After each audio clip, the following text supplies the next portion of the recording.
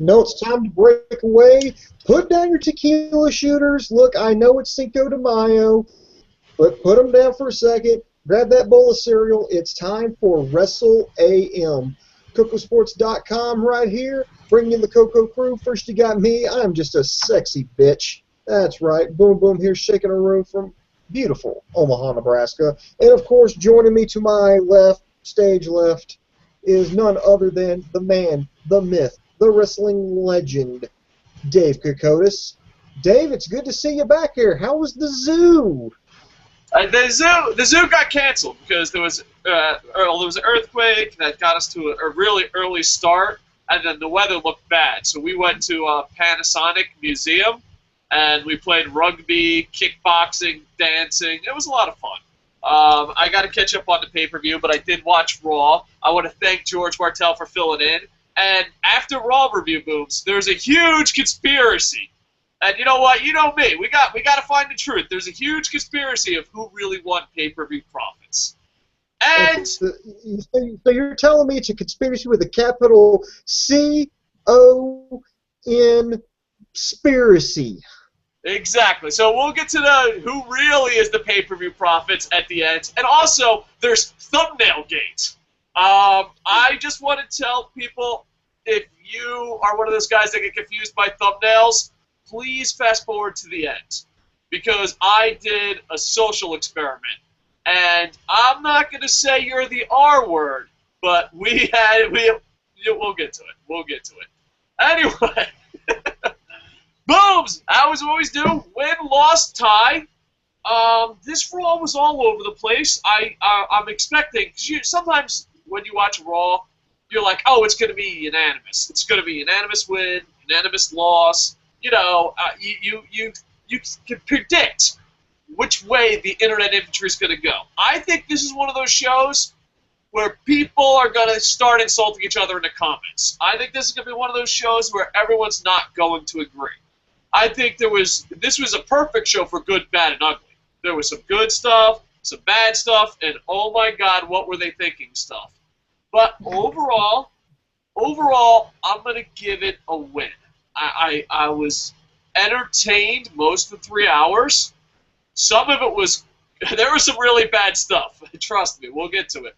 But overall, I'm going to give it a win. But if someone says, fuck off, fuckers, like you so eloquently put in our comments, if a lot of people say, fuck off, fuckers, it was a loss, I would understand your point of view. I could see it, people. And maybe the majority will be a tie because the show was all over the place. It was a win for me. Booms, win, loss, or tie. What was it for you? And before you answer, people listening live and later on, please put in the comments if you thought it was a win, loss, or tie. Booms, your thoughts, win, loss, or tie?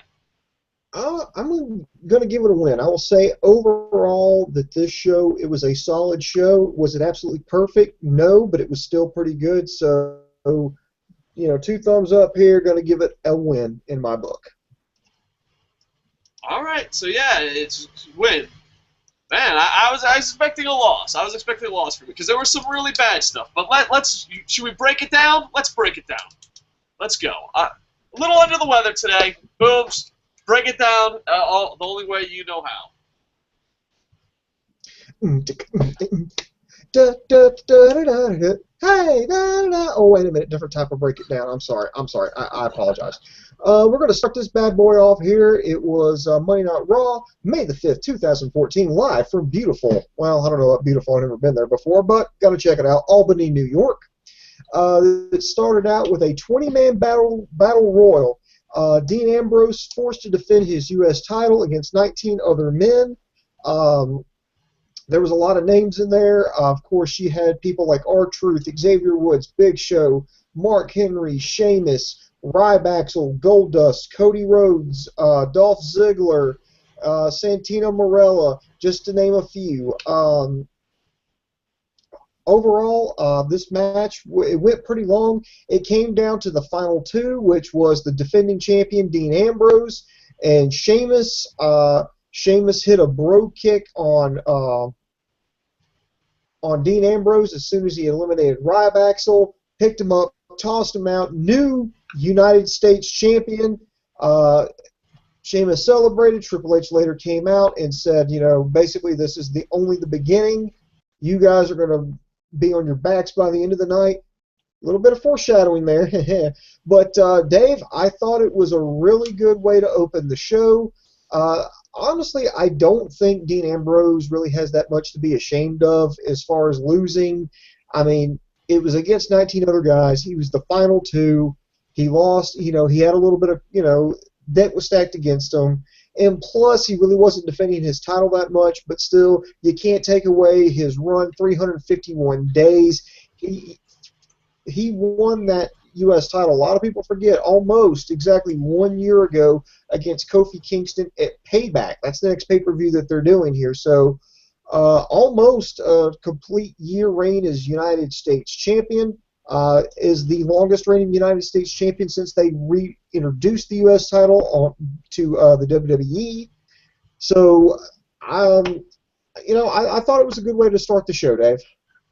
I thought it was a great way to start the show, and I hope that they, I don't know, I hope that they, the U.S. title gets defended. I know they're already defending it on SmackDown, so that's going to be interesting. I know they're about to go hit the European tour, so they have to put the, Europeans with belts. There are strong rumors that are almost factual now that Sheamus will turn heel during the UK tour.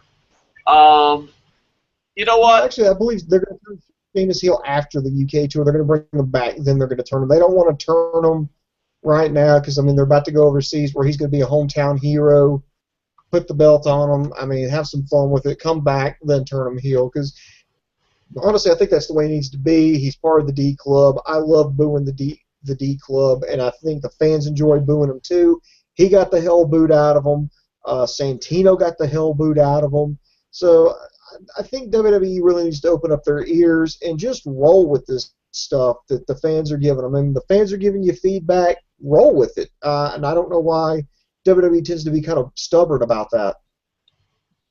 Yeah, the rumors are he's going to turn heel. When he turns heel, we'll find out. But I loved everything about this, even the fact that Dean didn't look weak. If Dean won, it would have been ridiculous, but I don't think he looked weak. I think they told a good story. I found it to be interesting. But I thought the final four-ish, I thought they should have put more popular guys in there, that we could have root for. It was after Swagger was eliminated and Dolph Ziggler, I was kind of like, fuck, just let Dean keep the fucking title. Sheamus in Ireland means disappointment. And hopefully, as a heel, he'll do better. Because I'm going to be completely honest with you. I loved Sheamus on the Indies. I even rooted for him a little bit in FCW. But, yeah, he's just been a huge bust. Not making money-wise, and I know that's important to a lot of people.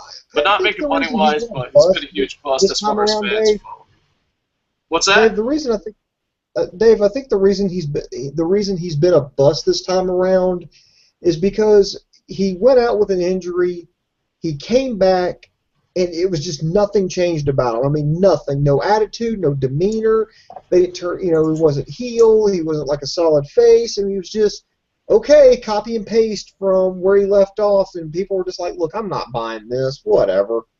Yeah. Well, and a lot of people consider him to be the Irish John Cena. And there's some I don't know about facts, but there's some really strong things that indicate that. He sucks at telling jokes, but thinks he's hilarious. That's for podcasting. That is not for pro wrestling. Yes, that's our job. They just remind me of two guys who just think they're hilarious, but no one else says they're not because they're huge and will beat the shit out of you. They both got that going for it, and they're both bland as shit. We're like, oh, we got it. You're the good guy. All right, we're good. So yeah, I hope they defend the U.S. title and it means something. I think they did a great job protecting the Shield tonight while still the Shield losing a lot. And I hope when Sheamus does turn heel, it puts that spark in it. It puts some little pep in his step, and it could be the Sheamus that we saw. Well, I don't know. A lot of people didn't get to see Irish Independence, but he's a really good pro wrestler. I know he's on my top 5 of fucking people I hate, but if you've never seen him pre-WWE, pre-FCW, he's really good at what he does. But I can't vouch for that because what you've seen is garbage. You know, I mean, I guess if you like, well, I don't know, like, I don't know, because like people will defend him, like he's not a good, he's a good wrestler just like John Cena. But to me, it's just like they're not doing anything. It's like doing a fucking Olympic dive and doing a belly flop. It's nothing. There's so much better wrestlers out there. Sheamus, let me tell you, Sheamus, you used to be a great wrestler, and I hope one day the world gets to see how good of a wrestler you really are. But do you even have the heart, the determination to do that anymore? You're getting paid to kiss ass, and once you get the corporate clothes on you, it's hard to be fucking real. And I thought you were going to say once you get the corporate clothes on you, it's hard to take them off. Yeah, well, that too. But yeah, I was trying to think, I had a brain fart, I was trying to think of the Real World slogan. That was the joke I was going for, but then I forgot it. I'm like, oh. And just fair, because I would try to help you out, but I never watched Real World ever. So I never watched The Real World, but I remember there used to be a slogan, like, and what happens when people stop being fake and start being real? I think that was it. I thought you watched Total Divas, but you never watched Real World, the original fucking. No, I never did. I think I watched maybe like an episode. Like it was like a couple of different seasons. I watched like one episode of like 2 completely just different seasons, and I'm like, I hate all these people. I remember I watched Real World because everyone made a big deal about it because it was supposed to be reality TV. I'm like, oh, cool, I'd like to see that. Jim Carrey was in a movie like that. And like the beginning was like, people stop being fake and start being real. And like I remember me as like, I don't know, I was probably in my young teens going, hell yeah, this is gonna be awesome. And like they open it up and it's just a bunch of fucking losers hanging out on a couch. And I'm like, click. I officially hate reality TV. I was on board for reality TV up until the first scene. Like the intro, I was on board. All right, so yeah, Sheamus, congratulations. Now stop sucking. Thank you. All right, you ready? All right. Okay, now we got to go here. Speaking of like reality shows, this was like something out of a bad movie, bad TV show. I'm only going to bring this up because it comes back into play several times in the show. I'm talking about the whole Daniel Bryan, Brie Bella, hoodoo, Kane's around the corner. I mean, it was literally something out of a bad, horror movie. And believe me, I know something about bad horror movies. In fact, I love old 80s slasher flicks. Little known fact about me. In fact, I've got behind me in my DVD collection, I've got the entire Friday the 13th box set, the one from Crystal Lake to Manhattan. Oh yeah, fucking awesome. Anyway, they're like, oh no, have you seen Kane? I haven't seen Kane. Then wham, the door slams. Like, oh, what? And then it's Stephanie McMahon. Oh, I'm sorry, I get a little heavy-handed with this door here. The false scare. And I'm like, you got to be kidding me. He's like, well, I'll have your car ready for you. And they go away. Oh no, there's Kane's mask on the wall. We've been sitting in here for the past hour and we haven't noticed that yet. I'm like, oh God, is it going to be one of those days? Is it really going to be one of those days? Yeah, I'm afraid it's going to be one of those days. You know what? I am a huge Daniel Bryan fan, and I love Daniel Bryan. I'm going to tell you. Can I give a little? You can go into detail. You can go into detail what happened. That's your job. But I just want to tell you the feels I had. I was like, this is bad. This is really bad. But you know what? Maybe Daniel Bryan can pull it off. Next segment. Oh, man, come on. This is horrible. But you know what? I love Daniel Bryan. I'm for the ride. For the love of fucking Christ. Really? All right, at least there's a Daniel Bryan match. And then after the Daniel Bryan match, I was like, this is the most fucking horrible thing in the world. Why? Like, I was in denial, dude. I did not want to believe Daniel Bryan would be in this kind of skit. And it was bad. It was bad. But I was in denial, dude. The first couple, I was like, all right, I see everyone on the internet hating on this, but it's Daniel Bryan. Give it time. It's going to turn out great. I was wrong. I was wrong. As we will go on through this podcast, and boom, you have the honor, the privilege of describing this storyline. but it is bad, hokey horror shit. Oh, well, I'm going to describe it. I'm just going to describe it in my review here as this series, just the events unfolded. Oh, it's going to be fucking beautiful. Anyway, then we go to the next match. You had Rob Van Dam versus Cesaro. Somewhat of a return from last night at Extreme Rules. Cesaro winning the triple threat match. He got the final pin over Rob Van Dam, gave him the neutralizer on the trash can. Rob Van Dam had a swollen eye that kind of sold it last night selling last night with the injury. They're trying to make something out of it. This one had a little bit of an ending here, a weird ending.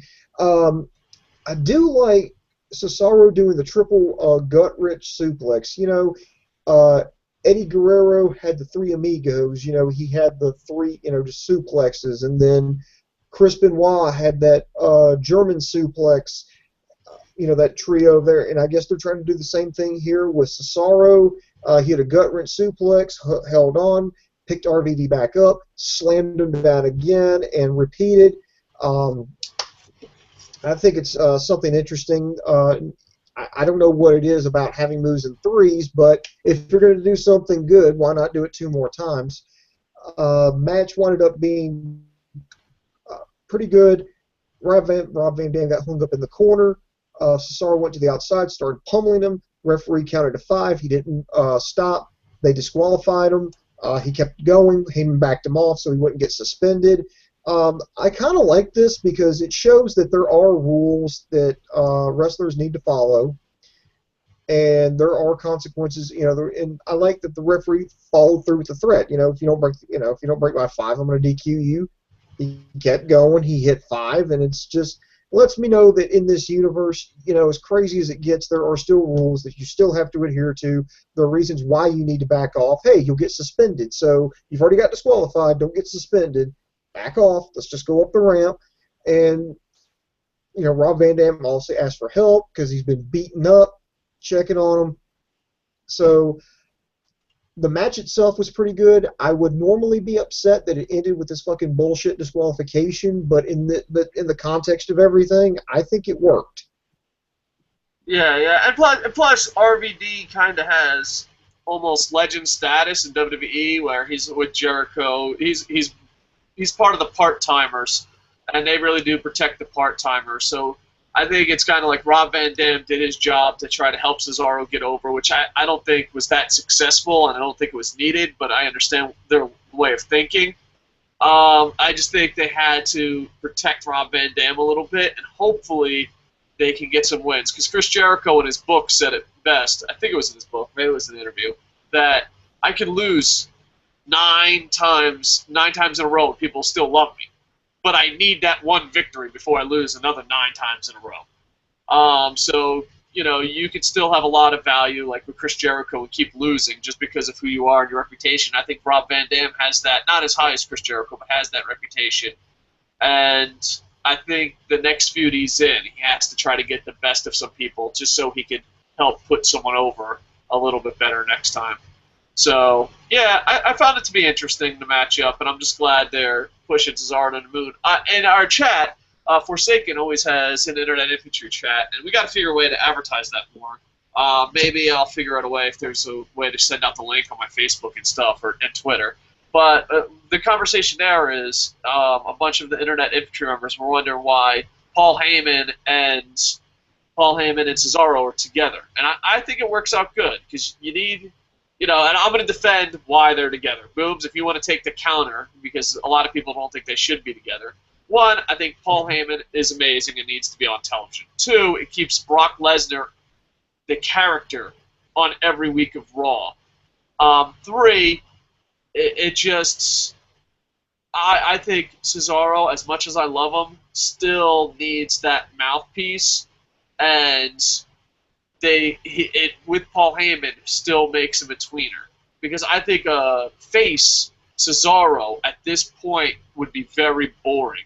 WWE is very bad at making cool things good. Like the Wyatts are cool, the Shield are cool. I'm just trying to think of people that are cool, but when they go like, oh, now you're a face, they drop the ball because they don't know how to write like, this is just my honest opinion. I think WWE is good at writing bad villains. I mean, not bad villains, but cool villains. Horrible at writing cool good guys.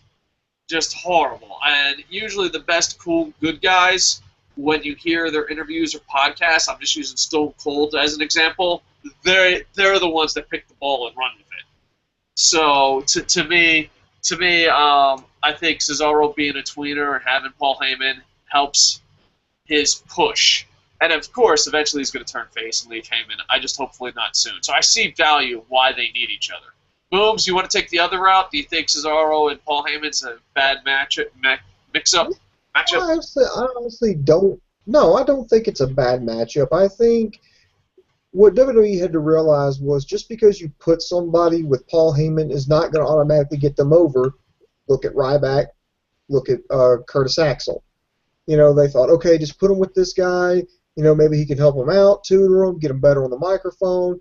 But there's always Paul Heyman can only do so much. It's just that extra oomph. That's like putting the cherry on the sundae, sprinkling some cheese over that baked potato, putting, a little, some jalapenos on those nachos. That's what I'm talking about.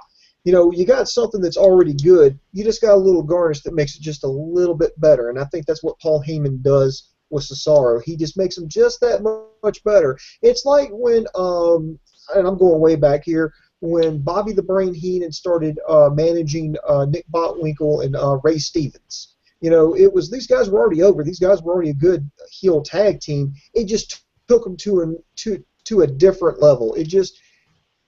They could focus on the wrestling, the enforcing. He could work on hyping it, and I think that's what he does best with Cesaro. Cesaro, great wrestler. He's okay on the microphone, but it just gives him that little extra zing which he needs. And I think that's really gonna be the thing that elevates him. So I agree. I think it's a great matchup.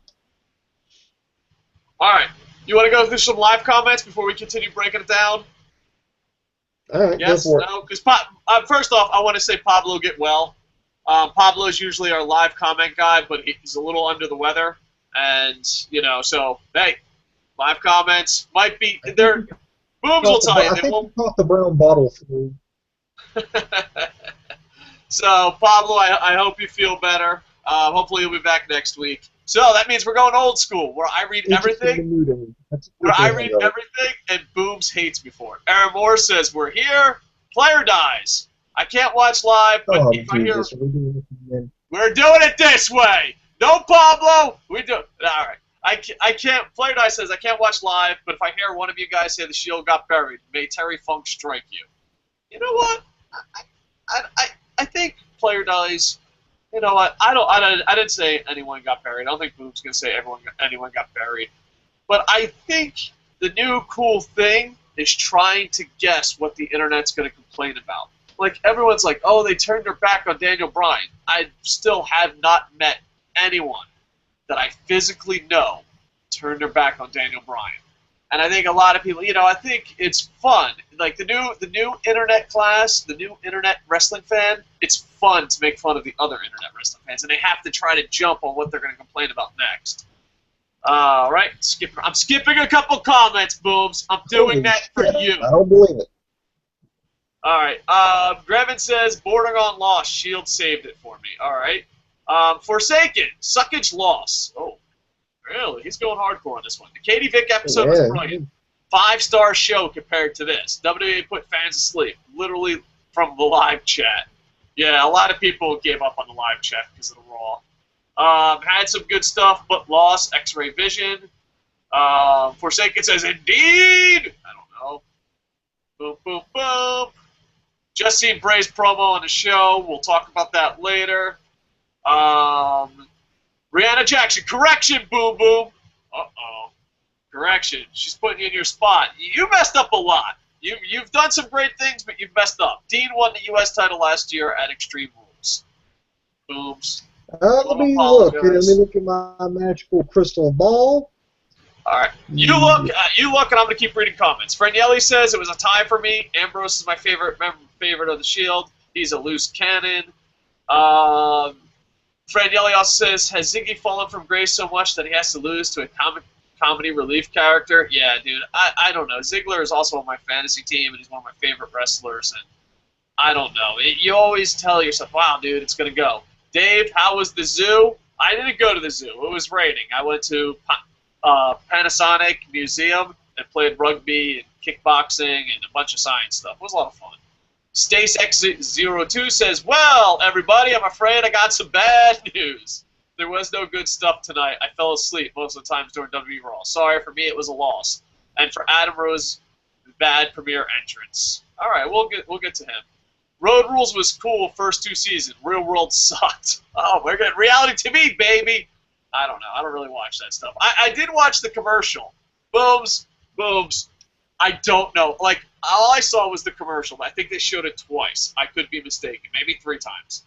About the tag and fucking people turning their back. How can anyone watch that? Booms, do you ever just think of yourself when you're watching Total Divas going, what have I done with my life? I mean, we yell at webcams about pro wrestling.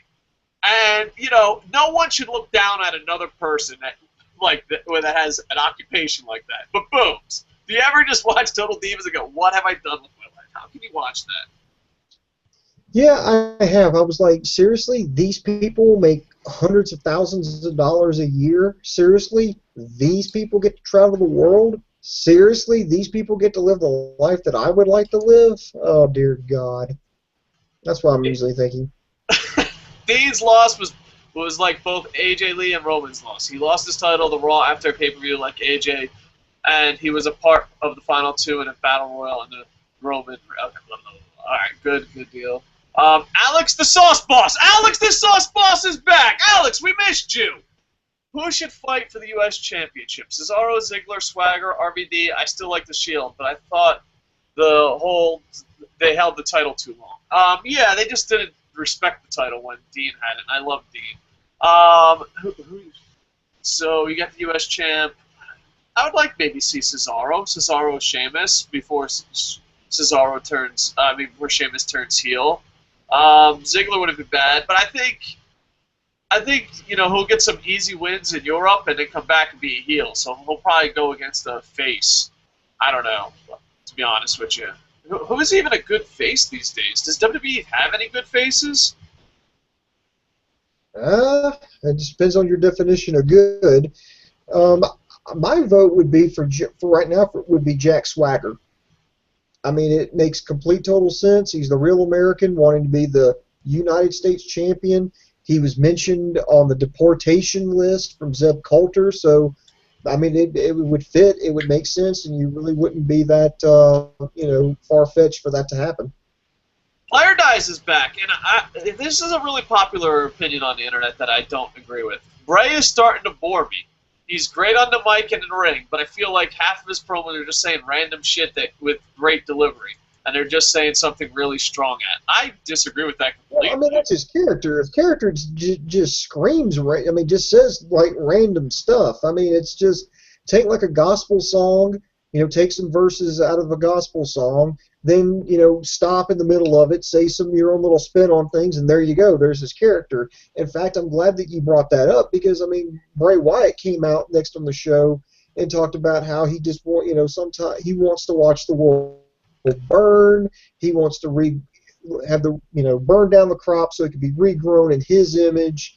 He does it for everyone. And I also liked how that simple. And I mentioned this last night on the paper review. It's like, think about it. Superman has kryptonite. The Green Lantern has the color yellow. John Cena has the children's choir. Yeah, exactly. You know what? I might be a psychopath because I fucking found it to be intriguing. I was like, hell yeah. Even my wife, we were watching it, and she's like, yeah, that guy sounds like something you would say.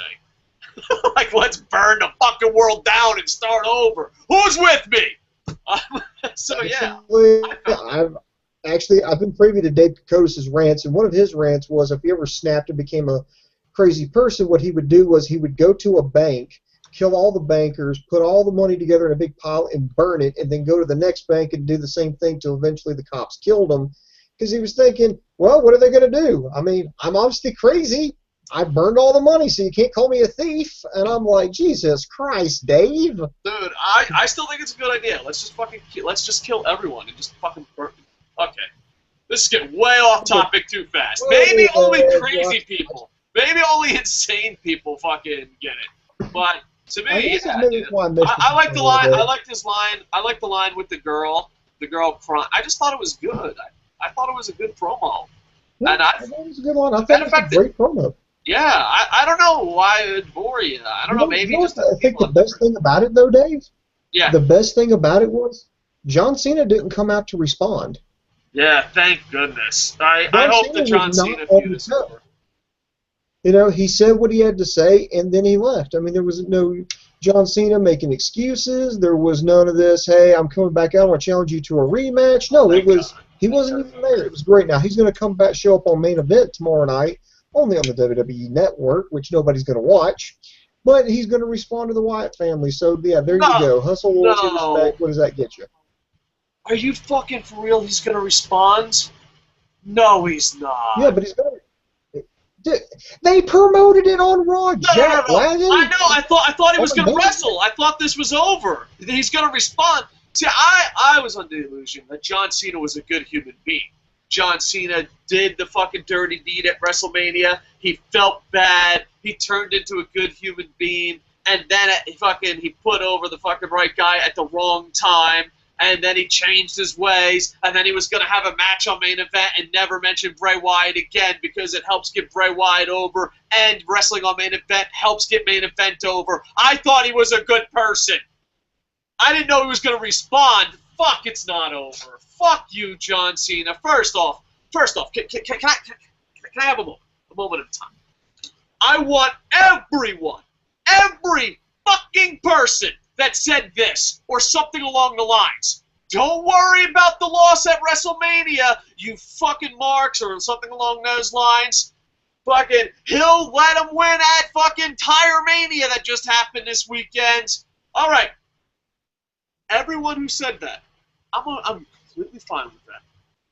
Next year, the year after that, the year after that, and the year after that, you better make a big deal about fucking Extreme Rules. If you're saying, what's the big deal if you lost at WrestleMania? Because I guarantee all these fucking podcasters are going to talk about their favorite WrestleMania moments. I guarantee all these podcasters are going to be like, let's do all the fucking WrestleMania reviews. I bet you they're going to break down WrestleMania like fucking crazy. If John Cena winning at WrestleMania and then letting him win at Tyremania or Extreme Rules wasn't a big fucking deal, then you, if you're one of those guys that said that, then you have an obligation to make sure you break down fucking Extreme Rules pay-per-views as much as you do about WrestleMania. If not, you are full of fucking shit. It does fucking matter because next year you're going to be talking about WrestleManias. You're not going to be talking about last year's Extreme Rules. You're not going to be breaking down the best Extreme Rules fucking moments. You're not. You're full of shit. That's what I'm saying. And to prove me wrong, fine. Send me links 1 year from now when you break down your best Extreme Rules moments. Send me links where you fucking break. I want to see it. I want to see it. If not, you're full of fucking shit. And I thought John Cena. I made the mistake. I want to apologize to the internet inventory. I thought John Cena was a good human being. I was wrong. I fucking talking. Just go on. I'm done. Okay. Third match of the night, we had Cody Rhodes versus Ryback. Nothing particularly special about this. They're just continuing the saga. They're about to split up the Rhodes brothers. It looked like Cody had everything going his way. Curtis Axel shoved Goldust into a solid steel grounded ring post, which for some reason caused Cody Rhodes to lose his balance, fall. He got caught into the shell shock, got pinned for a 3 count, and I'm like, Dave, they're breaking up the Brotherhood. I know it had to happen, but why does it have to be this slow and painful? Well, it's slow and painful, and all of this. This is what I compare it to. The breaking up the Brotherhood is like ordering a pizza on the Super Bowl or ordering a pizza at WrestleMania, right? You're like, man, watching WrestleMania with my homeboys, watching the Super Bowl with my homeboys, or the World Cup trying to get some European action in there. You're just watching this huge event. You order a pizza, you're going to eat pizza. This feud is like when the pizza arrives 1 hour after the game is over. You're like, yeah, the fucking game is over. The game is over. Thanks for the fucking cold pizza. Thanks. That's what it's like. I want fresh, hot pizza at WrestleMania. They deserve a WrestleMania match. Yeah. Oh, they're going to have their feud at SummerSlam. All right, thanks for fucking delivering the pizza a little too late. It's cold pizza an hour after the Super Bowl. Or, for you Europeans, it's cold fish and chips delivered to your bungalow. Flat. That's what they call it. No, it's to your flat. All right, it's cold fish and chips delivered to your flat an hour after the World Cup game is over. It's just like, what the fuck is the point? What's the point? Fuck you guys. Yeah, it is slow and painful, but you know what? At the end of the day, it's still cold pizza. So I guess I'm looking forward to it. I just wish they deserve a spot at WrestleMania. Fish and chips would be good right about now. Anyway, next year, so I really don't want to spend too much time on this. We had the Cinco de Mayo celebration. You had Los Matadors and El Torito throwing candy from a piñata out to the crowd, which was kind of insane because Epico and Primo, their characters are supposed to be Spanish, not Mexican. But anyway, let's, fuck logic. That's why they're doing this. Anyway, because think about it, WWE's like Spanish, Mexican, Puerto Rican, fuck it, they all speak the same goddamn language. Fuck it, we'll put them out there. Put some Spaniards out there with a piñata. That totally makes sense. My God, that's like taking me, put me up in Canada, and be like, here, play some hockey, boom boom. What the fuck? Anyway, 3-man band, or should I say 3.5-man band crashed it. And yeah, some shit happened. They beat each other up, and Los Matadors and El Torito stood tall, threw more candy out in the crowd. The end. Moving on. Hold on. I'm preparing a joke that I'm going to flub. I even took notes on this joke. All right, let's see me mess this up. Not moving on. I got a bomb at stand-up comedy. Not every racist is a WWE creative guy, but every WWE creative guy is a racist. Oh, thank you. Where's the laugh track? I was actually writing it. I'm like, okay, I put the words here. I divide by the 7. Oh, Booms is going to laugh. Nothing. Go. Move on. Next match. Yeah. Leave the jokes to me, Dave. Will do. All right. Next year, you had, oh, God, yes, Lana came out in that same nice, tight little blue suit she was wearing last night, and those really nice high heels. She is very good looking. Hey, I like the Ravishing Russian. Wow. Anyway, kissed Vladimir Putin's ass, and then they brought out Alexander Rusev to take on Kofi Kingston. Kofi got maybe all of 2 offensive moves in, but fell to the accolade submission. So I asked this of George Martel last night. I'm going to ask this of you, Dave. Where do you see WWE taking Alexander Rusev? I mean, you got to think about it. Kane, Big Show, maybe even Mark Henry. These guys are starting to wrap their career up. I'm not saying that their careers are going to be over within the next year or two. I'm just saying it's getting to the point where it's like, okay, let's start wrapping this up. Let's start doing some things here. The career's starting to come on the downswing here. Do you think WWE is building up Rusev to be like the next big heel monster, or do you think and this is what George thought, they're just building him up to be just somebody to feed to Daniel Bryan? No, I don't think it's going to go Daniel Bryan. I think he could be another big monster, and I think, the fact that they're using Putin, Snowden references, I like that because there's not much that people get emotional involved in. It reminds me of, remember Jack Swagger with the Tea Party stuff?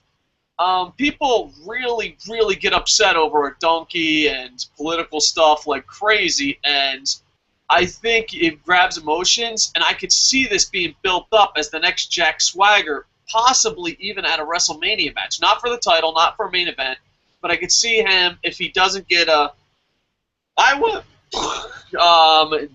if he doesn't get a DUI, I could see him being a huge part of the main event. I don't think it will be for Daniel Bryan. I think it leads to John Cena playing the part of Rocky.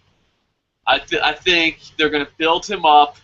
John Cena's going to beat him at WrestleMania for Rocky. I like the fact that they put in controversial stuff and throw the jabs in there just because it gets people riled up.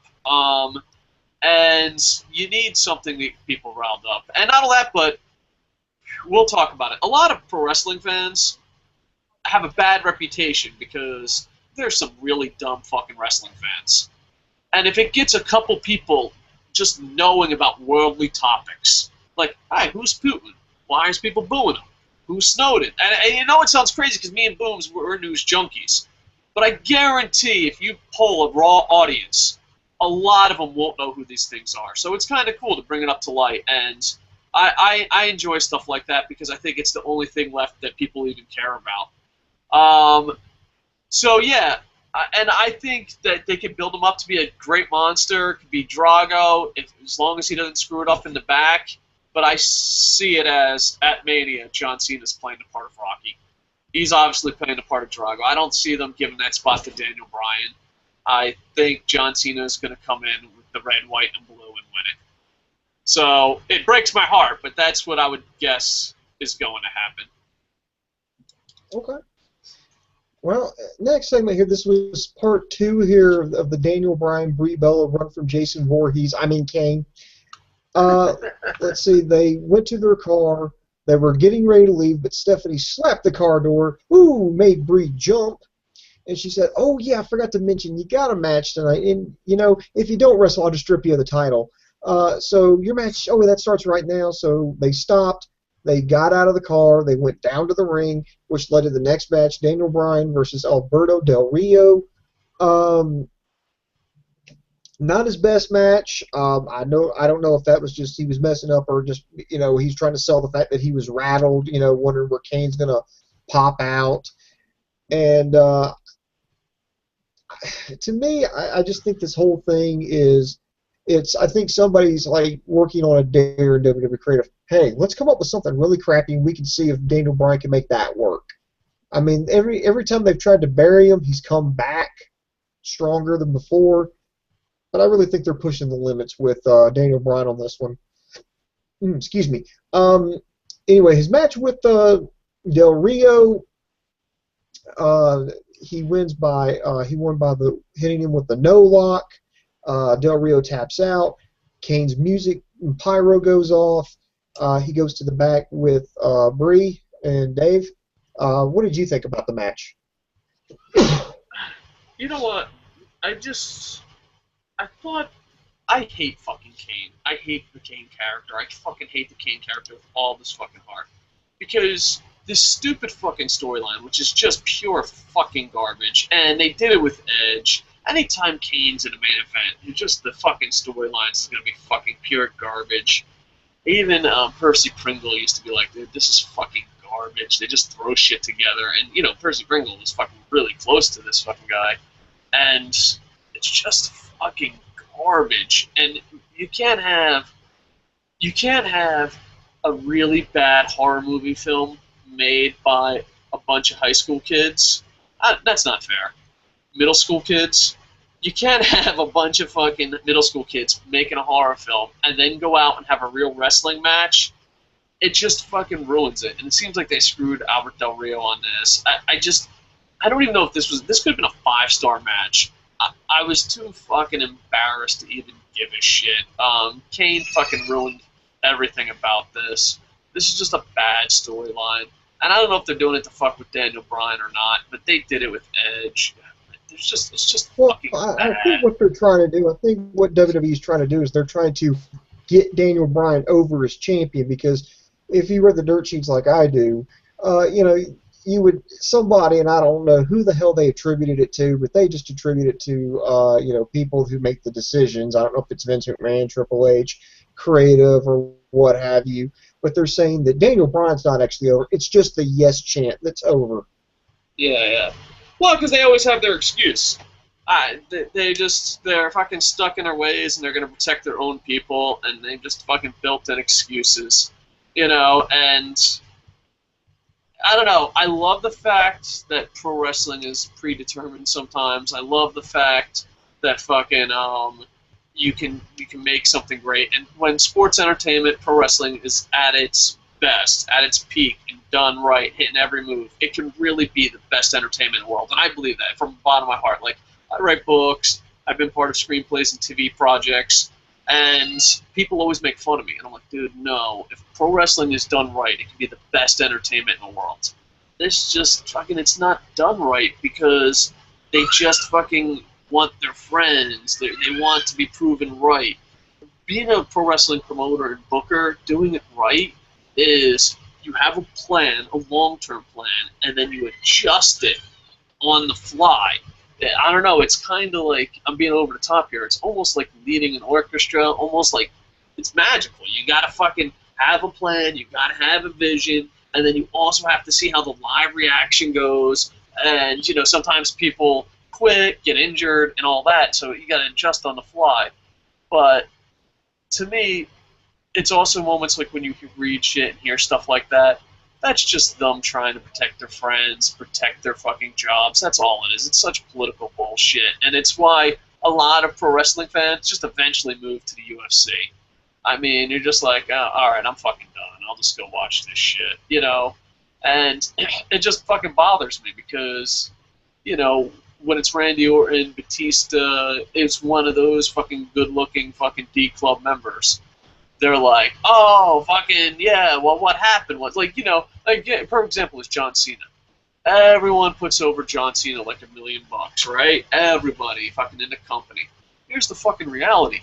You drove the bus when it fucking started crumbling and falling apart.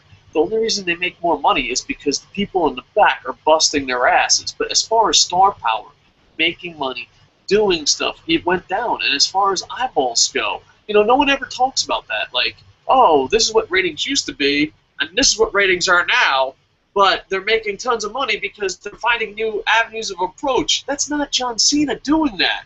That's the guys in the back. Fucking bring Harry the Accountant in. I'll fucking, yes, let's go Harry the Accountant before John Cena. Let the guy who fucking made the app, fucking bring him out. These are the guys, you know, I'm starting to sound like Ultimate Warrior, but these are the fucking guys you should be fucking praising, not fucking John Cena. John Cena's job is to get eyeballs on the product. John Cena's job is to get people in. And it hasn't happened. It hasn't happened. Raw is a free show that almost the whole world can watch, and yeah, he's not delivering. He is not delivering the way he's supposed to. And that's it. So I don't know. I'm all over the place on this. I just get fucking angry sometimes because, you know, what the fuck? What the fuck is the point? Like, sometimes you get so excited after WrestleMania 30, after, you know, Extreme Rules, after they push it. But, you know, deep down inside, that's not the product they want. And if they can find any excuse to go back to the product they want, they will. And a lot of the whole, well, the internet is turned on Daniel Bryan, which I don't fucking haven't met anybody. Fucking Kurt Angle, have you turned on Daniel Bryan? No, not me. I've never fucking met anyone who's turned on Daniel Bryan. But that's the big thing. That's the big thing. Like, oh, Daniel Bryan, people are turning on him. It's just such bullshit, dude. And it makes me angry. Matter of fact, this is one of the most sick and disgusting things about fucking WWE that makes me fucking sick. And, you know, I got to meet a lot of WWE creative guys and FCW guys when I was finishing up promoting because they took over my territory. And they were gentlemen to me, but I did not fucking blend in well there at all. At all. And I was just like, dude, no. Fuck you guys. This is why your fucking product sucks. And, you know, and the part of that fucking grinds my fucking gears is, you know, hey, a bunch of YouTubers can act like they're part of the business. A bunch of YouTubers can act, but that, I'd be like, wow, I'm going to protect WWE no matter what, super fans. But what fucking grinds my gears is when I was in meetings with these fucking creative people, fucking acting like I am. You know, can you imagine me fucking blending in like this, acting like I am, and just being like, you should calm down, it's just wrestling. I just gave up on the whole fucking company. That's who's running your fucking company. If I went to Futurama, they wouldn't say it's just a cartoon. If I went to the Arrow, they wouldn't say it's just television. But the actual members in creative running a pro wrestling company saying, oh, what are you so worked up for? It's just wrestling.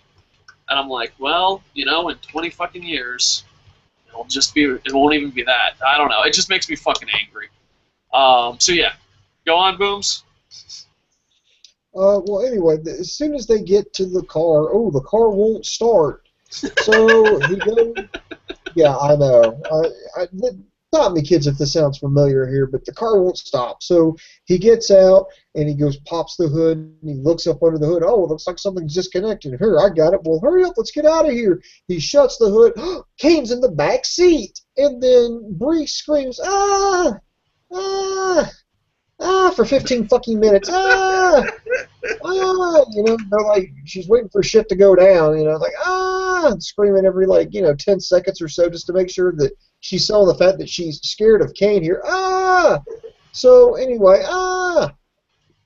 Kane and Daniel Bryan, they start fighting on the outside of the car, and then Kane throws Daniel Bryan on top of the car, Daniel Bryan, this is what Breeze Bell's doing in between here. Anyway, Daniel Bryan fights him off, gets in the car, then takes off, and you could have swore like he runs off, and Kane, meanwhile, off camera, lays down perfectly flat, still like like your stereotypical corpse here, and then Daniel Bryan stops the car for some reason, gets out, it's like he's gonna go over there and poke him with a fucking stick.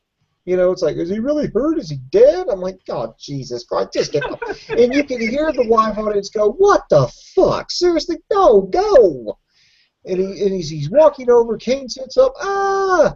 So Daniel Bryan, gets in the car and screeches off into the night. And I'm like, oh, dear God. Oh, man. Dude, how, like, people say pro wrestling's for little kids, even though the sponsor's demographic and any of that stuff really doesn't prove that. Dude, my baby Leonardo, was laughing his ass off. She just kept screaming, and I'm like, even my baby thinks this is dumb. Yeah, so maybe it is for kids. Maybe, maybe baby Leonardo should buy Hair Club for Men and baby oil and fucking stay up till 10 o'clock at night watching it. But yeah, this was just bad. And I wanted to defend it because I love Daniel Bryan so much because, everyone turned their back on him. But yeah. What's that? I said, I wouldn't be surprised if you let your kid do that. Yeah. So, yeah, it's completely crazy. I don't even know what to say. It's one of those moments. It's a Kane moment. Kane is what the Kane character, and this is my opinion. Some people love this stuff. If you're more of an entertainment guy, I understand. Kane, I'm so angry. I can't even. Kane to me is what I would pay people not to watch when I say I'm a pro wrestling fan. Anytime Kane's on the big screen, I'd be like, yo, here's $20. Let's change the channel. But ain't you a pro wrestling fan? I don't want you to see this. I think I'd rather have people watch me masturbate the fucking, I don't know. I'm trying to think of something that's not offensive yet weird. Pine cones. I'd rather have people watch me masturbate watch me masturbate to pine cones than fucking watch Kane. I would be way more embarrassed that fucking someone else is watching Kane. It's just bad. It's so bad. It's just bad. All right, you want to go to some live comments, Booms? Yeah, go for it. Knock it out. All right. Hook and shoot. Hello, Coco Crew. Your real hero, Hook and Shoot here. Super King, big nuts to you, player dies. I saw the WWE, thank you, and tonight, and I thought 4,000 light bulbs, 2,000 feet of cable, and 2 TV trucks is not, I guess, still not worth enough. I don't know. Was there any Divas matches tonight's show? And if there wasn't, did anyone miss it? I don't know. Was there a Divas match? Because we're doing comments. I don't think there was. No. I didn't miss the Divas, and I didn't miss John Cena. But with that said, I do love Paige. StaceX02, could someone please explain to me why crowd people's coming up to the arenas on WWE shows told to be quiet and always sit on their chairs? Makes no sense to express themselves these days. Really? That's new to me. I went to Raw in January. I was never told to sit down. I was never told to. I mean, if you got out in the aisle, I mean, yeah, they would tell you to go get back in your seat, Maybe, but that maybe was it is it. a I CM mean, Punk thing. WWE does censor their crowd a lot. So maybe it was a CM Punk thing. I'm not really sure, but yeah. I would just go demand my money back. Granted, I get all my WWE tickets for free, so I'm kind of a douche nozzle like that. I still demand my money back. Give me these fucking comp tickets. I want my time back. It's weird. I kind of forgot that Sheamus existed. You know what, Miss Jackson, Serena Jackson? You know what? The fact that you forgot Sheamus existed was a lot better than us knowing he was there. But I had a dream about him last night. Oh, good. I don't know where this is going. This is why we need Pablo back. Me and him were talking, and he was smiling at me. Like he knew something I didn't know about him. All right. All right. I don't know where that's going. All right. Let's skip a couple comments here. Franielli, I knew Sheamus' character was an asshole all along. Franielli is laughing at something. X-Ray Vision. Bray's promos are like Lamb of God lyrics. I love it. You guys should listen to some Lamb of God, by the way. I don't really listen to music. I imagine that's a music guy, not a podcaster. But yeah. Oh yeah, because he said lyrics. They relax the shit out of me. I don't know much about music. You're more of the music expert than me, because I listen to the same things. Sublime, Eminem, Will Smith, Transformers 86 soundtrack, Petty, and who's that really famous Robert guy? Fish, Sweet Caroline. Neil Diamond. Neil Diamond, and then my daughter's got me into baby metal, which, if you don't know what baby metal is, it's the best of J-pop and heavy metal. A lot of heavy metal guys hate it because, well, they're fucking not awesome. But that's it. Have you heard of Lamb of God? Yeah, I've heard of Lamb of God. I've never listened to anything they have, but I know who he's talking about. All right. Probably a little too heavy for my taste, but then again, I'm old. X-Ray Vision says, "Preach it, brother Dave." Thank you, sir. Very amazing. Bray Wyatt is. I think so. All right, skipping a couple comments here. Someone's a Southern girl. Booms, that's you. I like the political jokes. I like it too, but people get really offended. The donkey, and the elephant have become their gods. Any news on Zack Ryder, Tyson Kidd, Justin Gabriel? Also, a Miz vs. B&B feud would be cool. Both like to talk. So yeah, any news on Zack Ryder, Tyson Kidd, Justin Gabriel? I think they're going to put Tyson Kidd and Justin Gabriel together as a tag team and repackage them. No, it was Evan Bourne. Oh, Evan Bourne. Justin Gabriel, Evan Bourne. Ain't that really the same guy? All these. But yeah, so I know Tyson Kidd's coming back as a tag team guy, and he's going to be at NXT. I don't know about the other two. I think Zack Ryder's career is pretty much, we're going to pay you to fucking be miserable. Have you heard anything on Gabriel? No, I've not heard anything on Justin Gabriel. I didn't even know he's really still with the company. Yeah. Miz versus Bad News Barrett feud would be cool. I think so. I like the Miz, but it has to be. Oh, I don't know though, because that means Miz would have to be the face. And I love heel Miz and face Miz. If you're wanting to see that, then I'm afraid I've got some bad news. He wrestled the next match against Big E Langston, a return match last night for the Intercontinental title. Wow, it wound up being a really good match. One of the complaints we had last night was that Barrett really wasn't being a heel. He was winning clean. He was, doing everything that he said he was going to do. He wasn't a coward. Well, he cheated tonight. He raked Big E's eyes out of the referee's scope of vision, hit him with a bullhammer elbow, and got the win. So I'm liking it. I'm liking Wade Barrett as a champion. People are gravitated to him. I don't think it's necessarily the Bad News Barrett gimmick. I think people just like Wade Barrett. But what do you do, Dave, if you're Big E? I mean, if you're booking Big E, what do you do? Start back over the drawing board, try to build it back up? What do you do with Big E? This is one of those things when someone says, all right, you got to book Big E. Good luck.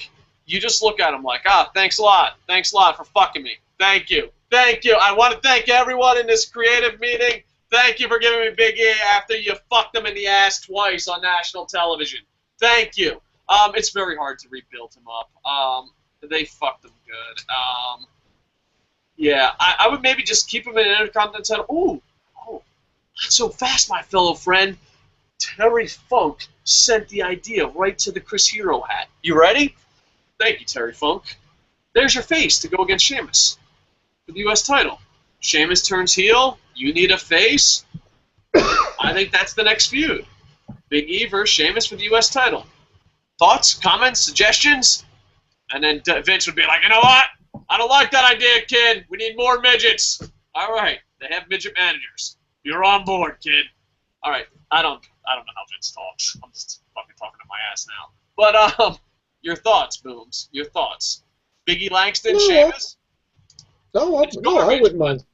No, I absolutely would not mind seeing that feud right there. I think that would be a good one. I like that they've got Barrett the way he's finally found his groove after just suffering and then doing absolutely nothing. He's finally in the not only in the hunt, but he's actually won the Intercontinental title. So I'm all for it. And as far as Big E, I think things could have gone a little bit better for him. I just think they're not booking him correctly. Now, the question is, well, how do you book him correctly? That's the question. I think you just need to slowly start building him back up, kind of like the next Mark Henry, just skip all the BS they put Mark Henry through. Oh, man, poor Mark Henry. And I know what makes me sad about Mark Henry is when he was doing the Kimbo Slice tough guy gimmick, it was so awesome. And you just think back, man, he could have did that character for so many more years in his prime. Mark Henry had like 80 years of horrible wrestling and only 4 good years of wrestling. And like, wow, what if those 4 years were more in the 80? Those numbers ain't factual, kids. Come along with me. But you know what I mean? A majority of his career, he was just garbage. And for one small moment, a small portion of his career, he was pure gold. And what if we just had the gold a little bit longer? It would have been nice. All right, go ahead. Next. Next match here, we saw the in-ring. We saw the debut of Adam Rose, Jack Swagger, Zeb Coulter. Had a big old sign that said Zeb's deportation list. They had listed people like Cesaro, Emma, Santino Marella, Paul Heyman, Sheamus, and Paige. And then it was interrupted by Adam Rose's entourage. He went out. They danced around, told Coulter, don't be a lemon, be a rosebud, danced around some more, and fucking left. And I'm like, I was expecting to see him wrestle. When you say that he's going to show up on Raw. I'm like, okay, he's going to wrestle. And I was like, okay, it makes sense. He's South African. Okay, we're going to put him in there with Jack Swagger. Okay, this makes sense. This could be again. It didn't happen. So, I mean, what did you think? I mean, they'd hyped this up for about a month or so now. They introduced him. Welcome to the Exotic Express. And they kept, doing that same vignette. Then it's, hey, next stop, Monday Night Raw. Okay.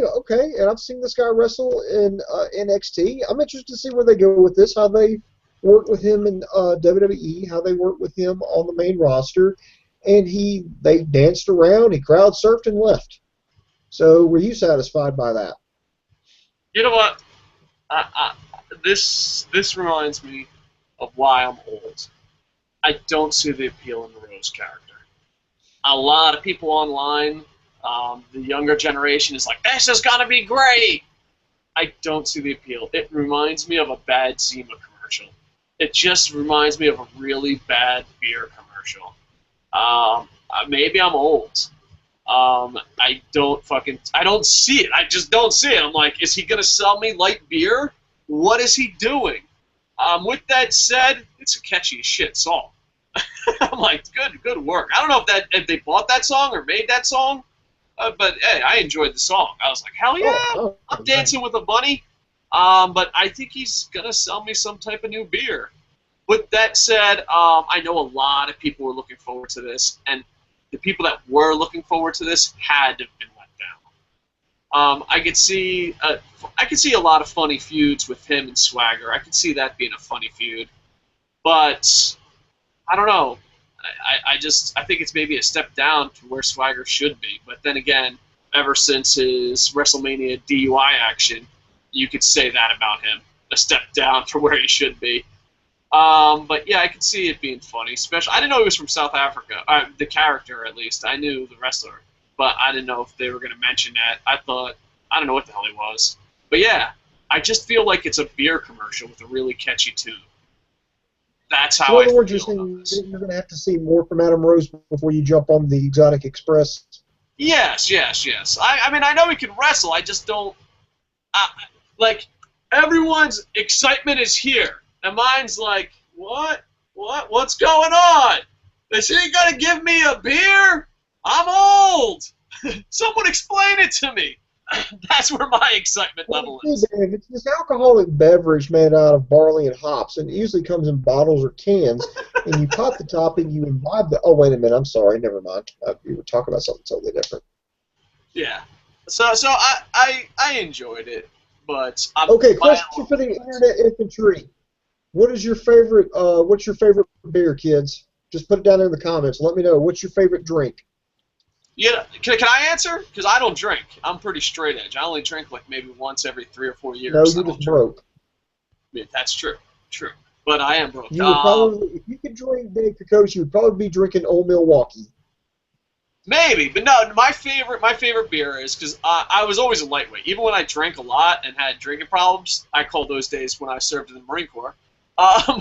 I always drank. I didn't drink like like I travel the world, and like in UK and Ireland, their beer is like syrup. There's like, boom, oh my god, this is horrible. But I love Canadian beer, so Molson Ice or Molson Canadian. I'm not a beer expert to notice the difference.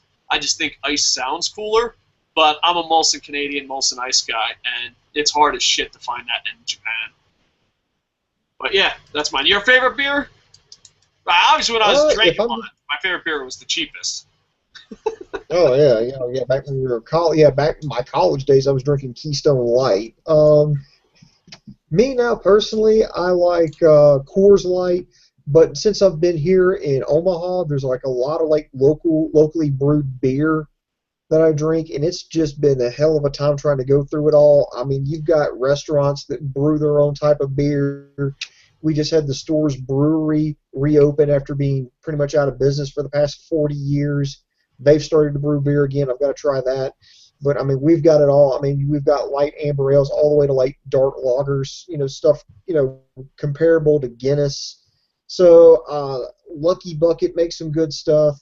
Fat Tire, to me, tastes like bacon and not the good kind, like the burnt bacon.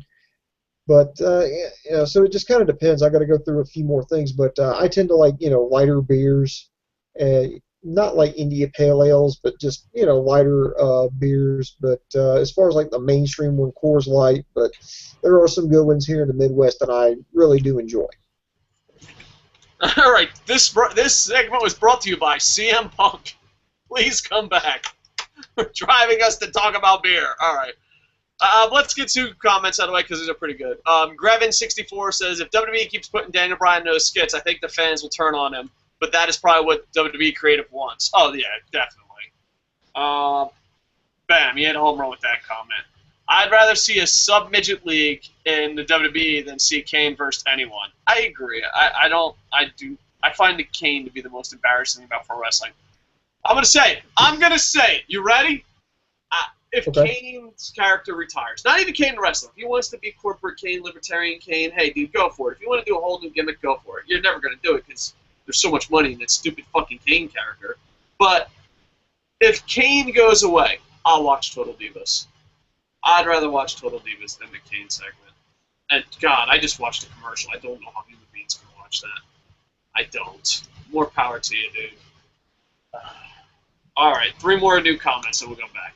Adam Rose is almost 35. Yeah, WWE. You always think these guys are so young, which is kind of old to start wrestling in WWE. Plus, they can't do much with this gimmick before it gets old. But I guess being Leo Kruger didn't help, so they had to do it.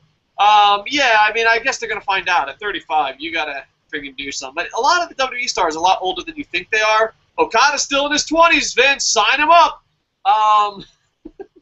But, yeah, I like the Leo Kruger gimmick just because it reminded me of the Spider-Man character. But, yeah, Craven, yeah. Yeah, it reminded me of Craven, but, yeah. Either way, they were both kind of garbage. But who knows? I know a lot of people are.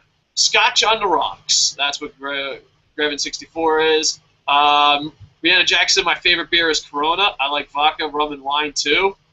Phew. CM Punk needs to talk to you. Where's Trent Edge Society?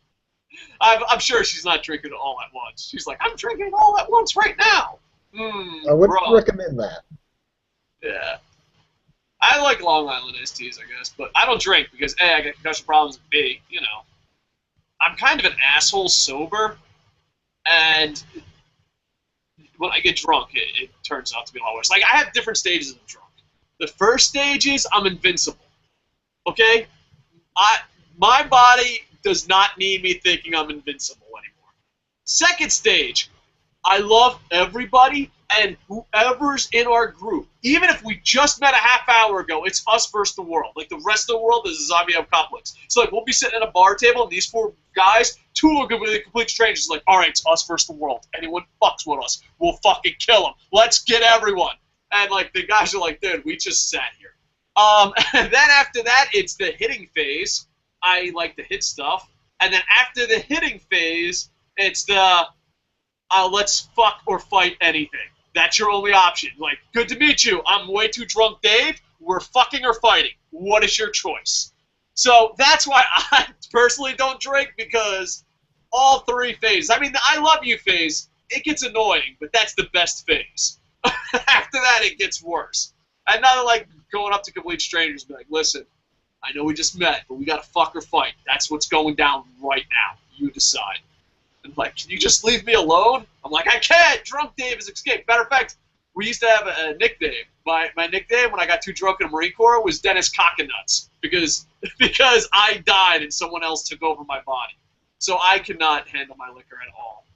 You know, when you're 5'11" and fat, you shouldn't go around telling people you love them and you're invincible. It leads down a dark path. X-Ray Vision says beer, blue moon, liquor, rum, and apple pie moonshine. Whew, that sounds classy. I don't even know what the hell that is. Nice. By the way, guys, my drinking game was I watched Dave says. Oh, okay. Take two. By the way, guys, my drinking game while I watch is Dave saying go ahead. Yeah, I do repeat a lot of stuff, so I hope please do not use a drinking game with me, because everyone has a drinking game, but mine is the worst, because I get punched in the head a lot and will repeat the same thing over and over. Sorry, I don't drink. I'm with you, Forsaken. Don't worry. I don't drink either, because I don't like who I become. And I don't really do any drugs either, except once doctors force down my throat. Bunch of jerks. Hey, I like to think that I'm high on a little thing called life. All right, CM Punk, go ahead. We're gonna get fucking X-Ray Vision drunk tonight.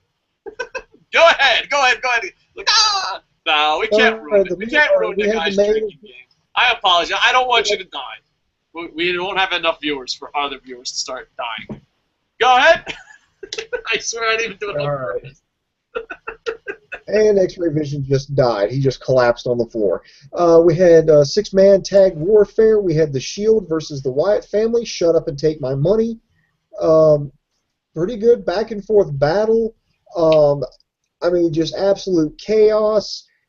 They isolated Dean Ambrose. Reigns made the comeback with a Superman punch. Evolution comes out, completely screws up everything. Wyatt hits Reigns with Sister Abigail. Evolution picks up the scraps. They triple powerbomb Roman Reigns, and that's gonna and that ends the show. It looks like the feud between the Shield and Evolution has only just begun. Yeah, I you know what? A lot of people complained. I thought this match was exciting. I thought it was really fun. I don't know. To me, I liked it. I liked it a lot. It protected a lot of people. And when you have three groups, well, we'll knock out all of Evolution, but when you have the Wyatts and the Shield battling on free TV, you're like, man, I don't want to see either guy lose. I don't want to see either guy look weak.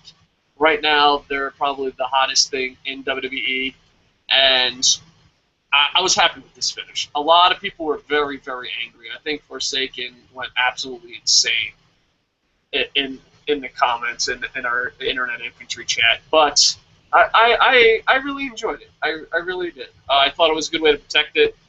I'm kind of sad that everything leading into this Raw, this is one bad thing about this Raw, besides, oh God, was that Kane segment horrible. The one thing to me that I'm having a brain fart. Stop chatting with me. Stop chatting with me. I can't talk. No, the one thing that does make me sad about this and the bad is that it seems like the next pay-per-views are going to be rematches of this pay-per-view. And a lot of people put over the last pay-per-view, but going into it, there wasn't much hype. Was the last night's pay-per-view good enough, in your opinion, Booms, that we're going to see all rematches again in the next pay-per-view? Because it feels that way, leaving this Raw. Well, I mean, Dave, you really can't say that. I mean, this is the Monday Night Raw after a pay-per-view. If this was like 2 or 3 weeks after a pay-per-view, I think you might have an argument. But I mean, this is just kind of the fallout from from what happened. They're kind of laying the groundwork. You could think theoretically that Big E Langston's out of the Intercontinental title picture now because of this. You're thinking you may actually see a rematch between Kane and Daniel Bryan, and you may see a rematch between Evolution and the Shield. But everything else, I think, is wide open. I think you might see a singles match between Rob Van Dam and Cesaro. Wade Barrett's going to have to find a new challenger. The tag team titles have yet to be defended. You still have to split up with the Rhodes brothers. They've got to fully complete. They got to find somebody else new to feed to Alexander Rusev. Paige has got to defend the Divas title. I mean, there's just a ton of stuff that they've got to do. Gotcha. All right, so I didn't watch it. I was a little depressed because to me, it looks like we're going to see another Evolution versus Shield match, and we're going to see another Daniel Bryan versus Kane match. And if John Cena, like you said, is going to respond on main event and not have a match and do the right thing, God, why would I think John Cena was going to do the right thing? No, well, if I ever think John Cena is going to do the right thing, please stop me right in my chest. You have to. Matter of fact, you have to lead course of me. If I'm ever like, no, John Cena could do the right thing, here's what I'm going to have to do, Dave. I'm going to have to add another damn jar. I've already got 2 damn jars here next to me. I've got the Awesome Kong jar and the Okada managed by Ric Flair jar. I'm going to have to start the, hey, John Cena might do the right thing jar. So I'm going to run out of fucking quarters. Hell, I'm going to be able to buy myself a fucking house by the time I get done with a year here. Between Awesome Kong, Okada managed by Ric Flair, and John Cena's going to do the right thing, and I have to put a quarter in the jar every time you say that. Hell, I'll pay off my student loans in no time flat. You know what? Sometimes it takes a real friend to tell the truth. Sometimes it takes a real friend to be like, hey, dude, you have a problem. And I do have a problem. You're right. You're absolutely right. I want to apologize. I do have a problem. I want to see Okada be wrestled by Ric Flair. I want to see John Cena do the right thing. And I love Awesome Kong. I have a problem. I just want to throw it out there. I have a problem. All right. X-Ray Vision says, LOL, the usual. I can handle my shit. Ha! All right. That's good. That's good. I don't want anyone to be dying. And Mike Ashman says, I enjoy the fact that WWE is now being creative with these storylines now. I was pretty certain they would drop the ball on this Kane program, but it has a nice horror, thriller, cinematic feel, which, I don't know, am I not getting the comments, or is everyone else? I'm going to have to actually start going to YouTube, because I check on my Gmail, it sends it right to me, but that's like the 4th comment. Either Kane is taking out our commenters in mid-sentence, or Google Mail isn't showing the full thing. All right, so, yeah. There you go. Let's see. View all comments. Bam. But I don't know if he's being sarcastic or being real. This got me off track a little bit, to be honest. Oh no, see, it isn't. It's stupid. Damn you, Google email. All right, let's read his whole thing. Let's give Ashman his chance. 'Cause I don't know if he's being sarcastic or being for real. But all right, let's move on. Gives it a horror, thriller, cinematic feel, which is a fan of that genre of film. Is a sweet element added to pro wrestling. Building Kane, see no evil, acting, commitments coming up. I really look to an Inferno match and or a spot. I don't think he's being sarcastic, bro. I think Ashman is on level here. Where Daniel sends Kane to hell in a pit of fire to end his feud once and for all. All right, now I know we don't all see eye to eye, but I thought he was being sarcastic. I think Ashman Ashman is being on the level. All right. All right. Booms. What's your thoughts? I don't even know how to react to that. I guess, different people get different things out of pro wrestling. I do not enjoy it at all. So, Ashman, I love you, and we should call Stashman together. Shut up, Dave. Go on. Anyway, Kane is going to star in the sequel to See No Evil 2. I know he shot that film. Remember when he was out when the Wyatts first debuted in that Inferno match, and they carried him off, and he disappeared for a few months, and then he came back, then gave his mask to Stephanie. In between that's when he was filming See No Evil 2, so it's looking like they're getting ready. It's probably sounding like now, for the way they're promoting it, that it's in the post-production, and they're just cleaning up everything, and they're about ready to put it in the theaters or send it direct to DVD, what have you. And they're trying to have him, play this horror movie character, so that way they can promote, basically their version of a slasher flick, See No Evil Part 2. Yeah, I thought See No Evil was one of the worst fucking piece of shit movies ever made. I went with James Legend and Shane Swift, who's an independent wrestler down in Florida. Dude, we went there, we were cheering, like, WWE movies, yeah! Dude, it was the most embarrassing fucking shit ever. Like, Swift's like, dude, I just want to leave. I don't even want to wrestle anymore. Swift, wanted to retire from pro wrestling.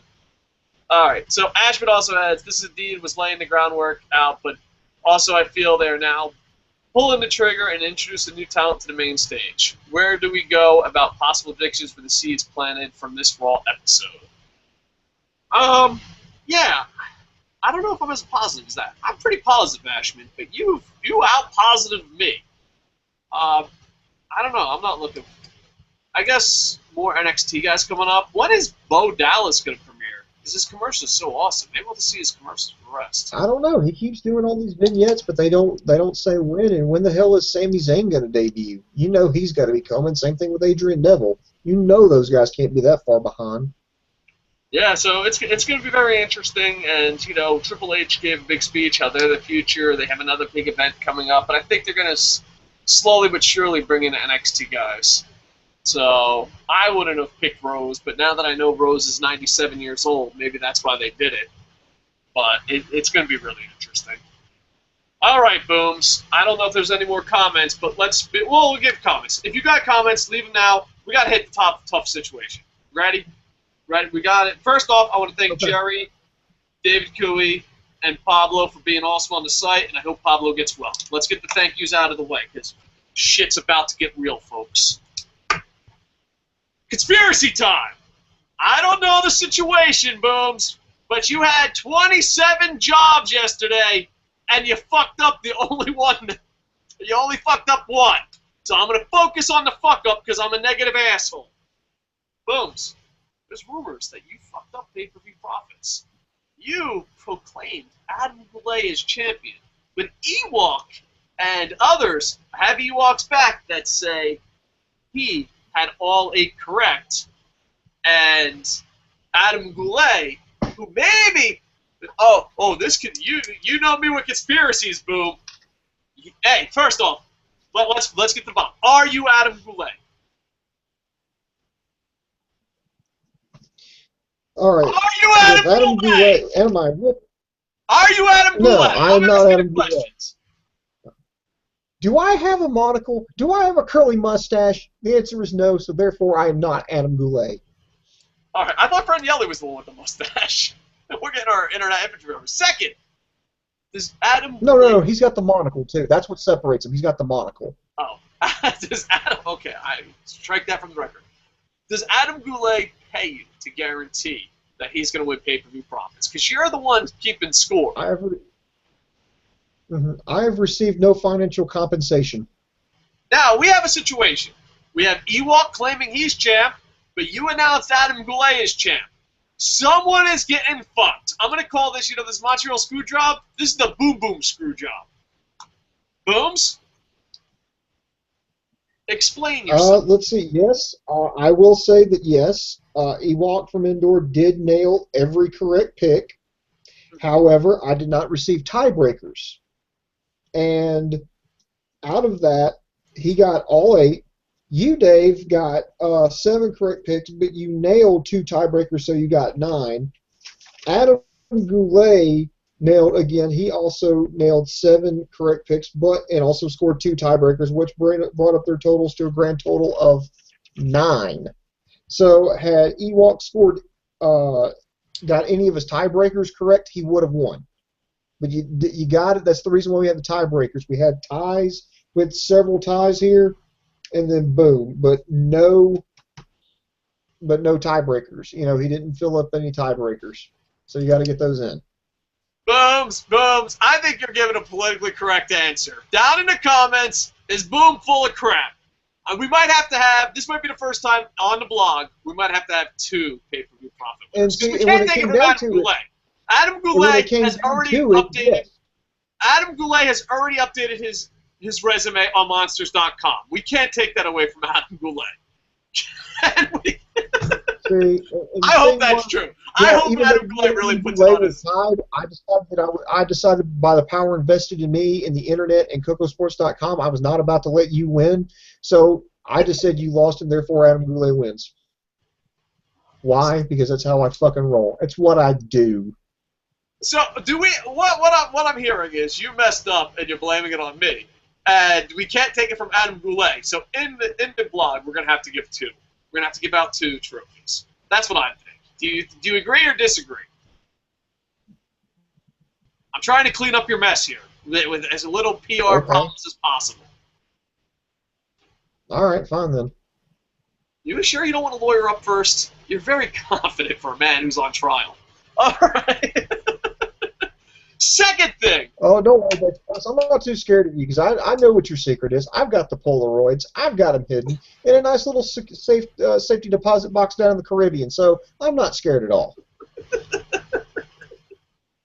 I don't even know what I'm not one of those guys that I don't think you can blackmail. Like someone would be like, you did this. Like, here, you want to hear a funny story? No, but you're going to tell it anyway. No, I don't know. I can say it for another show. I can say it for Stump the Idiot. All right. We went out to this arcade, and there was this guy, and it was a Japanese guy, but it was a lot of cosplay people in the area because outside where we were hanging out, they had a huge cosplay thing, and there was this guy who was dressed up as just a regular dude, and he went to this arcade machine and danced like a woman, but it was absolutely amazing. It was the most beautiful dancing I've ever seen in my life. So I go up to him, and I'm like, my wife, according to my wife, I'm not gay, but I can't claim I'm straight anymore. And the reason I can't claim I'm straight anymore is because I went up to this guy and went, that was fabulous. That was the most amazing thing I've ever seen in my life. And she said, you cannot go up to a guy dressing like a woman and use the word fabulous and still consider yourself straight. So according to my wife, I'm not gay because, you know, I don't have sex with men that she knows of. But I definitely can't claim being straight. You know what? I'm sorry. I'm a cynical, critical asshole, as you know from watching the show. I am a negative motherfucker.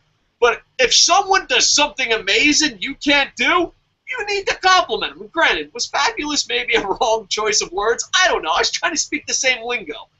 Dude, it was the most amazing dancing I've ever seen in my life. I stand by my decision telling me it was fabulous. You know what? If you suck, I'll tell you suck. And as a cynical asshole, I have to. I just have to tell people when they're great. And this guy, dude, I should have fucking broke it out. I should have been like, dude, let's do this again. We're putting this on Combat Sports TV. All right. Now, Booms, we got the controversy over. Bam. We got any more comments? Forsaken says, get well soon, Pablo. Booms. Should I save the thumbnail? Should I tell the thumbnail story and call it a night? You want to go thumbnail story and call it a night? Sound good? Because I know you got work tomorrow. Yes, I know. All right, this is it. Thumbnail. I know. We had thumbnail gigs. We had thumbnail. Booms, everything okay at work? It didn't sound good. I'm going to give you a free internet hug. Here you go. Free internet hug. I was like, Booms, you got work tomorrow. And it was the most saddest thing I've ever heard. You're like, yes, I know. It's okay, Booms. Chin up. Chin up. You can get these guys. But anyway, I did a show. I didn't think it was going to get many views. I put AJ Styles, and I put the result up. And I was like, AJ Styles wins title at the event. And I didn't put review or anything. I just put it up. And there were so many people tricked by this, and they thought we were tricking them. I'm like, dude, do you not know how fucking thumbnails work? Do you not know reading? So I decided I would find out. You know, I volunteer teaching special ed kids. This is going down a bad place. If you're a PC person, you might want to hear this, but I have to get this out in the open. I volunteer for, you know, special ed kids on Sunday nights, and I went to him, and there's this Chinese kid. We'll call him Skinny with Muscles, or just to protect the innocent. So Skinny with Muscles, whatever that fucking commenter was called. There's this Chinese kid. He's special ed. He's 16. His mom is always late picking him up. Hard times on that mom. I don't want to get into the mom story. Mom's story is just sad as shit. You'll start crying. But, you know, I'm just sitting there, and it's just me and him. We're watching YouTube, watching pro wrestling. And I asked him. I had to. I'm like, yo, listen. If the results are up there, like AJ Styles wins title, and you have a picture of AJ Styles, when you click on it, would you expect to watch the match? He goes, he thought really hard. He really did. And he's like, no, because the results are in the title. And on YouTube, there's not many illegal contents. Why didn't you just torrent that shit? I'm done. I am friggin' done. But the catcher is that people think they're being tricked. When I asked him this question, you know what his first reaction was? And I didn't know if I should laugh. I go, hey, do you think, you know, if the picture has AJ Styles and this is the title, do you think you're going to watch the match? His first reaction was, do you think I'm a fucking retard? And I didn't know if I should laugh or not. Are you allowed to laugh? I don't know. I didn't know. But, yeah. So all those people that are like, you tricked us with a thumbnail for the views. I literally made that thinking, I thought, you know, what, player dies, and a couple New Japan fans would watch it. I'm not trying to trick you. You need to learn to read. That's it. But I had to do it. I know it's very mean. I know it's uncalled for, but I was there. It was like 2 hours. We were just watching YouTube clips. I'm like, you know what? I'm going to ask him. I'm going to ask him. I'm a dick. I'm going to hell, but I need to ask him. So, yeah. As far as me trying to trick you to get views, maybe you should learn how to read. That's all I'm saying. And even Skinny with Muscles, or whatever the hell that troll's name was, we're just protecting the innocent kid here. Even he figured it out. 16, special ed, learning a second language. The kid's absolutely phenomenal. But, dude, if you need help learning to read and you're in Tokyo, I'll help you. No one is trying to trick you. We need to learn to read. You know, it's people like you that fucking give pirates a bad name. Alright. That story was probably a lot funnier in my head, but, dude, I just couldn't believe it. I was like, man, I even thought about recording him and asking him, but then I was like, no, that's definitely taking it too far. So, if you're tricked by a thumbnail, I have a 16-year-old kid who can teach you how to find illegal content on the internet. You should be proud of yourselves. Because, like, it's so funny, too, like, what's the reaction? Like, here's my thing, Booms. Here I'm going to go. We're going to paint the picture. This is the last question of the day. You ready? So I don't see any new comments. Let me refresh, see if there's any new comments here. Bam. Because Boom has to get to work. All right. Yeah, there is some new comments, but... Oh, hold on. Yeah, there are some new comments. But anyway, this is my question. You go on YouTube, right? It says, Buffalo Bills lose Super Bowl to Giants. Okay, that's what the title says. And the picture is Thurman Thomas. And it's a half hour long. Do you think, as a fucking human being, a thinking human being, do you think you're going to watch the Super Bowl in that video? Booms? No, I honestly don't think for a second I'm going to see the Super Bowl in a 30-minute clip. All I'm going to say is that I cannot fucking believe how dumb these fucking people are on the internet and how fucking rude they are. And you know what? There's a part of me that's like, oh, I will help them. But dude, it never matters. Like, Booms, we even tried. We've tried before helping them. No matter how much you help these fucking dumbasses, they think you're tricking them. Dude, yeah. I don't know. I mean, dead serious. We wrote review in capital letters. We've gone up. The first thing we said, this is a review. You will not see the video here. Click down here and show me the links below. We've done everything. I mean, I even held up a sign, literally held up a sign that told people how to find it. And people were like, "You tricked me! This isn't Raw, assholes!" I just feel bad, and they're so rude about it. How come the dumber you are online, the ruder you are? That's a scientific fucking question we need to get to the bottom of. All right, last one. Joshua, I'm going to mispronounce your name. I apologize. But Joshua DeZoza says WWE is bullshit. Alex the Sauce Boss, should we have a U.S. champion tournament? I think we should. Dude, I love tournaments. A tournament for everything.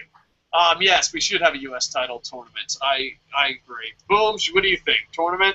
U.S. champion tournament? I think it's too close to do it because, I mean, you just had the Intercontinental title tournament. But, hey, if that's what's going to make wrestling more enjoyable, then I'm all for it. Dude, I'm going to say it. There's a part of me that's like, don't say it, you're going to get heat. That's TNA's job to copy off WWE a couple weeks after it's already been done. I love TNA! Yeah. All right. And Mike Ashman, you're probably going to get the last comment of the night. Last comment of the night, Mike Ashman? Yes, yes. All right. Last comment of the night. Thanks for the answers. No problem. That's what we're here for. I got to keep positive with the crap displayed in North American pro wrestling on a mainstream level. It is hard to go from watching Smash Wrestling in Toronto 5-way, which included Chris Hero versus Kevin Steen versus Wanatabe from New Japan versus M-Dog 20. This is the greatest fucking match ever. Smash Wrestling, sign me up, take my money. Versus Sebastian Suave. I don't know if I said that right. Hopefully I did. I don't know that last guy, but the rest of the guys, holy shit. Suave plus coming up, ROH versus New Japan. Dude, ROH, New Japan, we have to break that down. I don't know if you're going to be with me. We got to break that down. That is the most excited I've been for a pay-per-view in forever. I hope everyone buys it. You know, Jim Ross tweeted about it. Pre-order now. Bravo, Jim Ross. Bravo. I hate Jim Ross, but yeah, like I said, I ran up to a guy and told him his dancing was fabulous. You have to give credit where credit is due. Bravo on the fucking tweet. You got to at least see the good times in the machine. LOL. Great job on the shows. Keep it up. Thank you, Mike Ashman. Anything after this, we will try to get back. I've been horrible with comments. Maybe when Booms is off, we will do a super stump the idiot. If not, maybe we'll break it down. I have to get better at comments. And to the internet infantry, I apologize for that. Booms! It's that time. It's time. Hot tag. It's time to show why you're the moneymaker. It's time for some shameless self-promotion. So support the Internet Infantry. Buy a T-shirt. You can find all the information you need on Kocosports.com. That's KOCOsports.com. Your home for all combat sports. That includes mixed martial arts, boxing, pro wrestling, amateur wrestling, sumo wrestling. If you can get your nose broke doing it, man, we got you covered. We got links to all kinds of things in our video on demand section. A lot of cool things there, so be sure to check it out. We've also got the latest in news, gossip. We've even got a nice little workout section for those of you trying to lose a couple of pounds here. So check us out at Kocosports.com. It's where the world goes to kick ass. And got huge news. Con Artist Entertainment. I have signed a deal. We will be making a comic book series from the mind of me, so it's probably going to be hated by the masses. I've never been so offended by pictures and words in my life! Amazing Boom Boom going to debut. Yes. That would be awesome, dude. I'd love it. Like, just me, dude. Matter of fact, I already got my second book coming out, The Amazing Boom Boom. I'm just going to talk about how great your life is. I'm gonna go way past the obsession point. And also, Sunday nights on the Con Artist Network, I'm going to be hosting a pro wrestling podcast. So you'll be able to call in. I'll put more information down and maybe even do a couple videos plugging it. So it's going to be a lot of fun. We will have a phone number so you guys can call in. I know on the internet getting people to another platform is impossible, but hopefully we can do it. It's going to be called K5 Radio. So hopefully you guys enjoy it. Hopefully it's somewhat of a success. And Booms, I don't want you. I want the Amazing Boom Boom to be a guest. If we ever make the comic, the Amazing Boom Boom. Just going around Nebraska, saving one piece of corn at a time. I'm already getting subplots in my head. I even got the art direction. All right, we're gonna make this happen. No, probably not. I could see my contract now. Be like, all right, we liked your first idea. It didn't sell well, and the critics said, I never seen anything so horrible with pictures and words before. It made my mother cry, and now abortion rates have gone up because of your comic books. People don't want to live in a world where something like this could exist. And now that we've seen your second project, Amazing Boom Boom, I'd like to say goodbye to your contract, and thank you for coming. We're going to have to go indie. We're going to have to start our own comic book press for the Amazing Boom Boom. But yeah, check out the podcast. We'll get more and more details up as it goes along. So, Booms, I probably have a lot more stuff to say, but I love you. And that's why I'm going to cut it short. I know you have to go save. You're not a newsman. Dude, you're a newsman. Of course you're a superhero. You know when Korn's in danger. Makes sense. You're getting yelled at by your boss, like, why ain't this done? And you're like, someone had to save the Korn. Dun, da, da, da. And they're like, you're not Amazing Boom Boom. You're just regular Boom Boom. There's no way you could be the... All right. This is too good. I can't give away too many spoilers. We'll save this. Exactly. We'll save this for the Hollywood movie. All right. Please go to Kocosports.com. Please buy an Internet Infantry shirt. You do. We'll do a Stump the Idiot just for you because we love you. And Kocosports.com, Kocosports.com, Kocosports.com. Go there. Be there. Be a part of the experience. Welcome to the Internet Infantry. And with that, boom, boom, go to bed, and I am